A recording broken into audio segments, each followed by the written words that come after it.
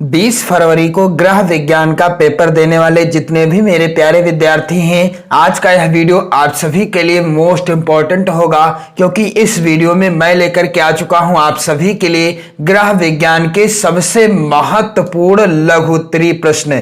जी हां, ये प्रश्न लगातार बोर्ड परीक्षाओं में आए हुए हैं, इसलिए आज के इस वीडियो में मैं आप सभी के लिए लघु उत्तरीय प्रश्न लेकर के आया हूं सबसे महत्वपूर्ण। और मैंने आप सभी को गृह विज्ञान के बहुविकल्पी प्रश्न, आप ध्यान दीजिएगा, बहुविकल्पी प्रश्न और अति लघु उत्तरीय प्रश्न जितने भी महत्वपूर्ण हैं, यानी जितने भी 20 फरवरी 2023 बोर्ड एग्जाम की दृष्टि से सबसे महत्वपूर्ण हैं, सभी से रिलेटेड वीडियो प्रोवाइड करा दिया है, सभी क्वेश्चन करा दिए हैं। आपको चैनल पर वीडियो मिल जाएगी और साथ ही साथ आपने यदि यह जो मॉडल पेपर है, यहां पर आप देख सकते हो गृह विज्ञान का मॉडल पेपर है, इसे भी मैंने पूरा सॉल्व कराया है, आज ही सॉल्व कराया है। वीडियो आप देख सकते हो, वेरी इंपॉर्टेंट है। यहां से भी प्रश्न आपकी बोर्ड परीक्षा में जरूर आएंगे, तो आप चैनल की प्लेलिस्ट के द्वारा गृह विज्ञान विषय की बेहतर तैयारी कर सकते हो। 70 में से 65 प्लस का स्कोर कर सकते हो गृह विज्ञान में। तो मेरे प्यारे विद्यार्थियों, चलिए आपका बिना समय ज्यादा लिए हुए स्टार्ट करते हैं। महत्वपूर्ण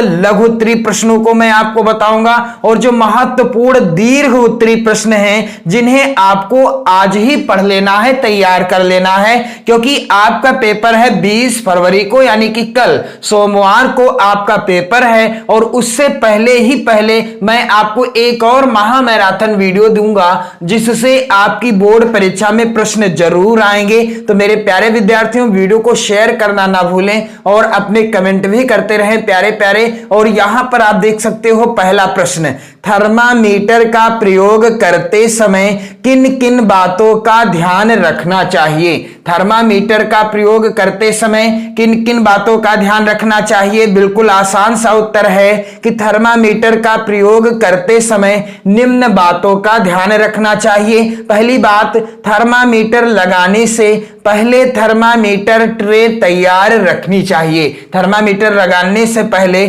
थर्मामीटर ट्रे को भी तैयार रखना चाहिए। दूसरी बात है, मुंह में थर्मामीटर लगाकर उसे पकड़े रखना चाहिए। जब मुंह में थर्मामीटर लगाया जाए, ये वो थर्मामीटर है जो आज की तरह इलेक्ट्रिक नहीं था।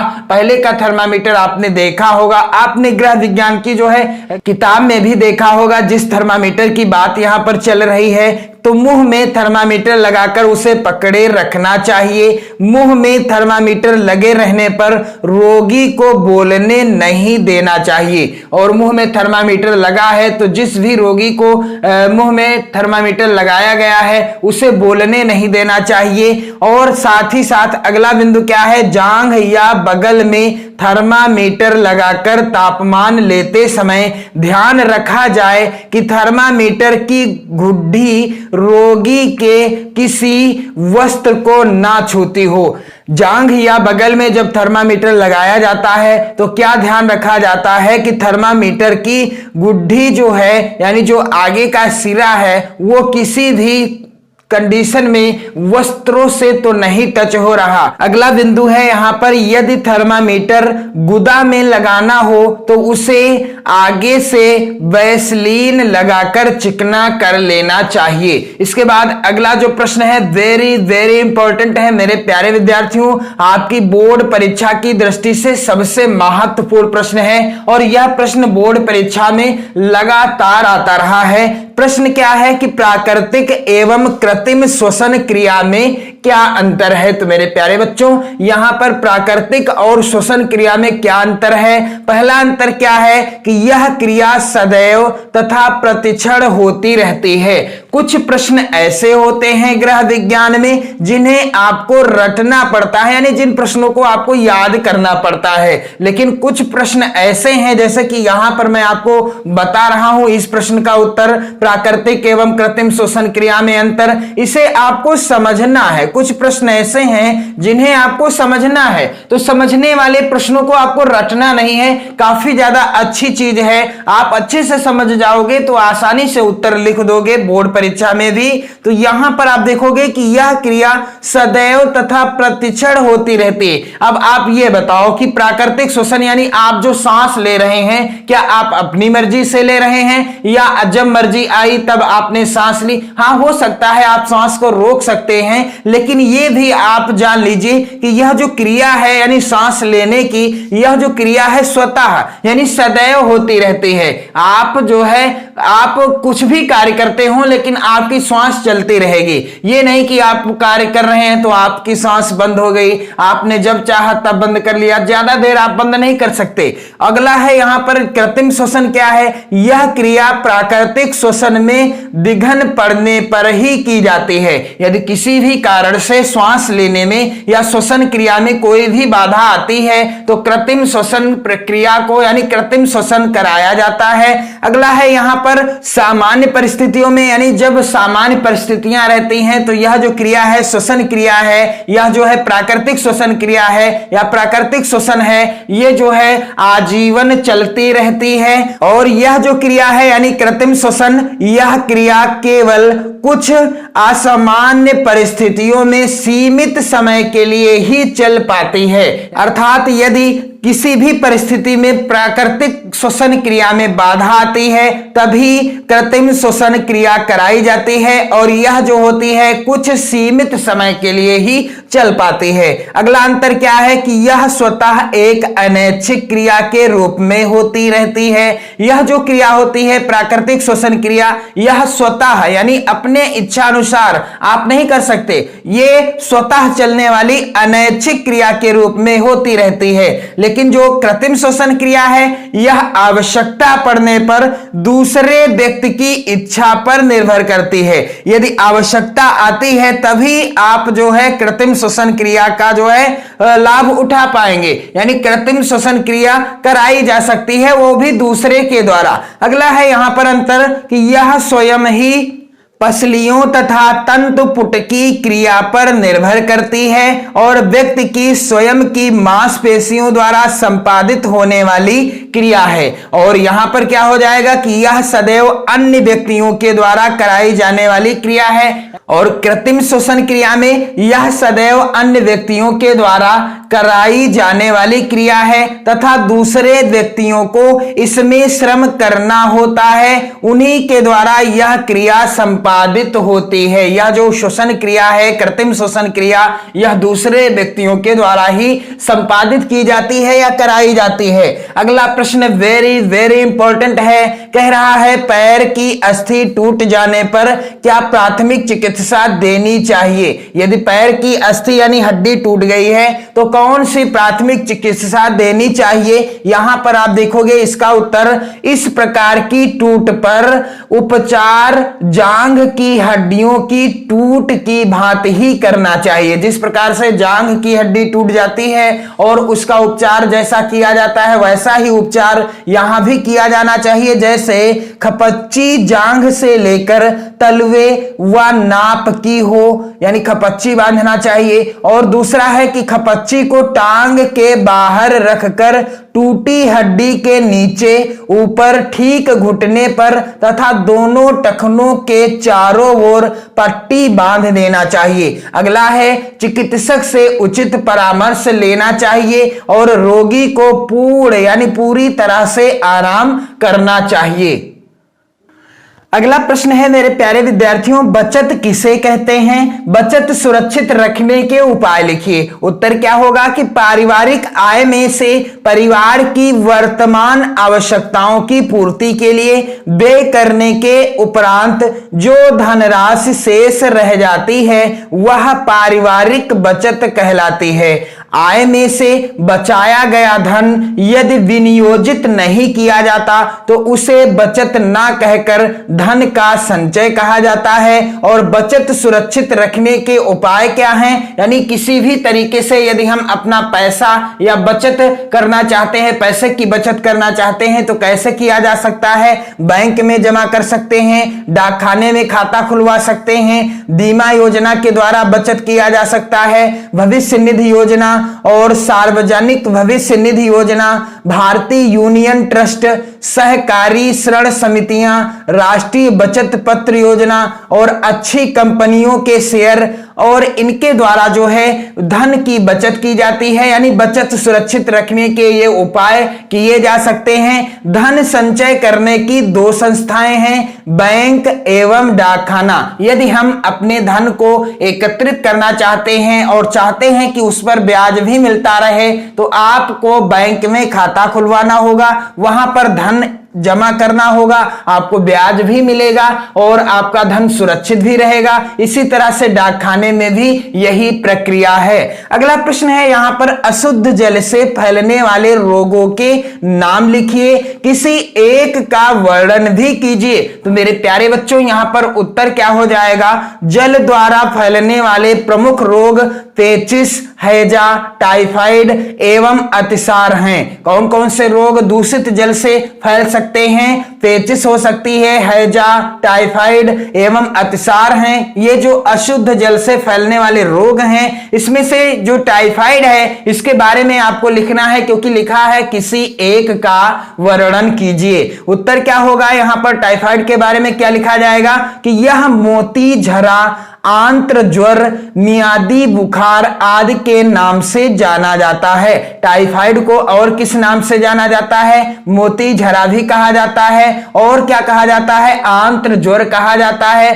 साथ ही मियादी बुखार आदि नाम से जाना जाता है। यह रोग संसार के सभी देशों में होता है। टाइफाइड रोग संसार के प्रत्येक देश में होता है। भारत गर्म देश है, यहां यह रोग अधिकतर ग्रीष्म ऋतु में फैलता है। यह भी संक्रामक रोग है। यह कैसा रोग है, संक्रामक रोग है और इस रोग के रोगाणु जल तथा भोजन में पाए जाते हैं। इस रोग को मियादी बुखार कहा जाता है क्योंकि यह रोग निश्चित अवधि में उतरता है। यदि यह ज्वर सीधे सीधे रूप में उतर जाए और इसमें कोई उलझन ना पैदा हो तो मृत्यु का भय नहीं रहता।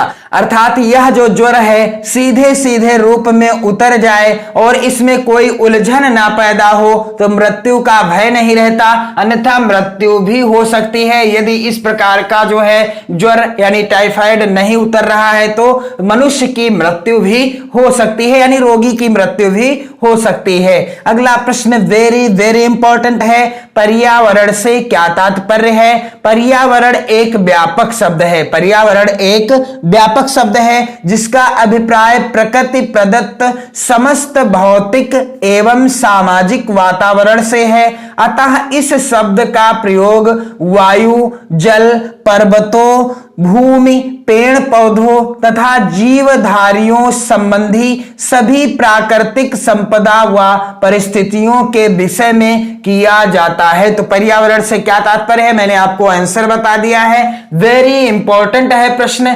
2023 बोर्ड एग्जाम के लिए। अगला प्रश्न यहां पर आप देखोगे, वेरी वेरी इंपॉर्टेंट प्रश्न कह रहा है, मलेरिया रोग से बचने के क्या उपाय हैं और इस रोग के क्या लक्षण हैं। मलेरिया रोग से बचने के उपाय और इसके लक्षण क्या हैं। तो रोग के लक्षण जान लीजिए। मलेरिया यदि किसी को हो गया है तो कैसे आप पता करेंगे या क्या लक्षण हैं जिससे पता होगा कि संबंधित व्यक्ति को मलेरिया है।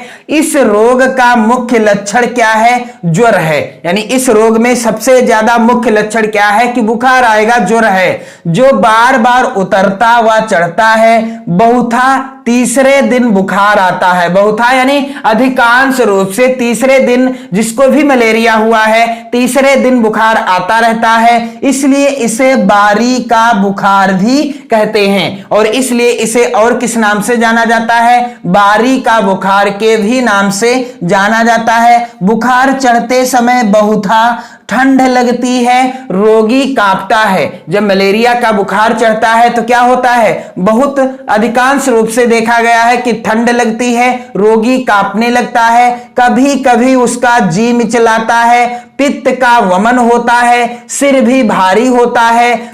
जब ज्वर उतरता है तो पसीना आता है, यानी जब बुखार उतरता है तो क्या होता है? पसीना आता है। मलेरिया से बालक रोगी का प्लीहा यानी स्प्लीन बढ़ जाता है, जिसका तुरंत उपचार करना चाहिए। यदि किसी को भी मलेरिया है, मलेरिया वाला बुखार है, तो उसका उपचार तुरंत करना चाहिए, क्योंकि काफी ज्यादा गंभीर रूप ले सकता है। और अगला है यहां पर मलेरिया रोग से बचने का उपाय। तो पहला क्या है यहां पर?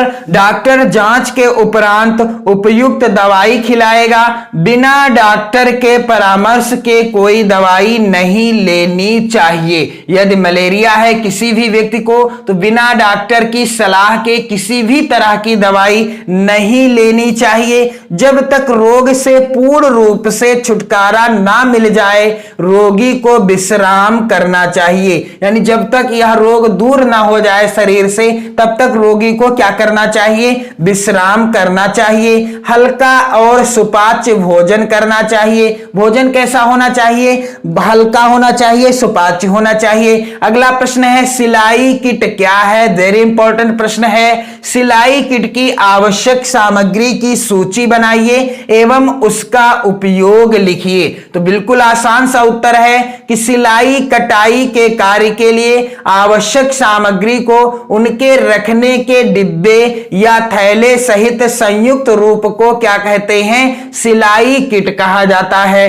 अब सिलाई किट में फीता, इंच टेप, कैंची, मिल्टन चाक, स्केवेयर, मेज या चौड़ा पटरा, ड्राफ्टिंग के लिए कपड़ा, धागे, पिने, सुई, अंगुलिस्ताना, प्रेस यानी इस्त्री आदि वस्तुएं रखी जाती हैं। ये समस्त वस्तुएं सिलाई के काम में आने वाली प्रमुख सामग्री हैं। अगला प्रश्न भी वेरी इंपॉर्टेंट है, कह रहा है सिलाई किट की क्या उपयोगिता है? इसमें रखी जाने वाली 5 वस्तुओं के नाम लिखिए। तो सिलाई किट बनाने से सिलाई कटाई के समस्त उपकरण एक साथ सुरक्षित हो जाते हैं, जिससे ये सामान्य रूप से खोते नहीं तथा आवश्यकता पड़ने पर किसी भी उपकरण को तुरंत उपलब्ध किया जा सकता है। इसलिए सिलाई किट बनाना चाहिए। अब सिलाई किट में रखी जाने वाली सामग्री कौन कौन सी हैं? तो फीता यानी इंच टेप, कैंची, मिल्टन चाक, धागे, पिने आदि।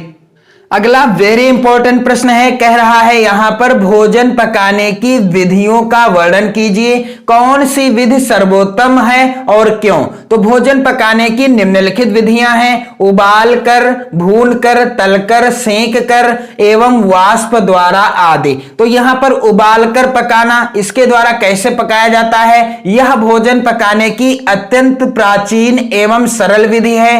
पकाए जाने वाले भोज्य पदार्थों को किसी भगोने अथवा डेंगची में पानी डालकर चूल्हे अथवा अंगीठी पर चढ़ा दिया जाता है। उबलने पर पानी का ताप 100 डिग्री सेंटीग्रेड रहता है। कुछ समय बाद भोज्य पदार्थ भली प्रकार पक जाते हैं। इस विधि द्वारा प्रायः दालें, चावल, आलू, अरबी व अन्य इस प्रकार की सब्जियां पकाई जाती हैं। सब्जियों को छिलके सहित उबालकर पानी फेंक देने से इनके पोषक तत्व नष्ट नहीं होते, परंतु चावल पकाते समय पानी का कम प्रयोग करना चाहिए तथा पकने के बाद पानी को नहीं फेंकना चाहिए, क्योंकि इसमें क्या होता है? पोषक तत्व विद्यमान रहते हैं। तो वेरी इंपॉर्टेंट प्रश्न था, इसे भी आप तैयार कर लेना। अगला जो प्रश्न है यह भी कई बार बोर्ड परीक्षा में आ चुका है, कह रहा है मियादी बुखार में रोगी को किस प्रकार का आहार देना चाहिए। तो इस रोग में आंतों में घाव हो जाते हैं। क्या हो जाता है? मियादी बुखार में आंतों में घाव हो जाते हैं। अतः रोगी को पूर्ण विश्राम के साथ साथ पहले केवल तरल खाद्य पदार्थ या खाद्य दिया जाता है, जैसे दूध का फटा पानी तथा फलों का रस। किंतु आजकल चिकित्सक सामान्यतया सभी भोजन दिलाते हैं, यानी सभी प्रकार के भोजन दिला देते हैं। इसमें क्या होता है? इसमें इतना ही ध्यान रखा जाता है कि वसा और मसालों का प्रयोग कम से कम हो, यानी जो भोजन कर रहा है रोगी उसके भोजन में मसालों की मात्रा और वसा की मात्रा कम हो, इसमें इतना ही ध्यान रखा जाता है, मैंने आपको बता दिया। तथा हल्की मुलायम और सुपाच्य चीजें दी जाएं। अंडा और अच्छी तरह पका मांस भी दिया जाता है। इस रोग में लावे का पानी या लावा बहुत लाभप्रद सिद्ध होता है। स्वास्थ्य लाभ की अवस्था में भी अच्छे पौष्टिक भोजन का ध्यान रखा जाता है। रोगी अपनी रुचि की कोई भी वस्तु खा सकता है। अगला प्रश्न वेरी इंपॉर्टेंट है, कह रहा है जीवन बीमा के उद्देश्य एवं क्या लाभ हैं। तो इसका उत्तर क्या हो जाएगा मेरे प्यारे बच्चों? जीवन बीमा योजना सामाजिक सुरक्षा की एक अच्छी योजना है। इसमें प्रीमियम के रूप में मासिक, त्रैमासिक, छमाही अथवा वार्षिक आधार पर निश्चित धनराशि जमा की जाती है।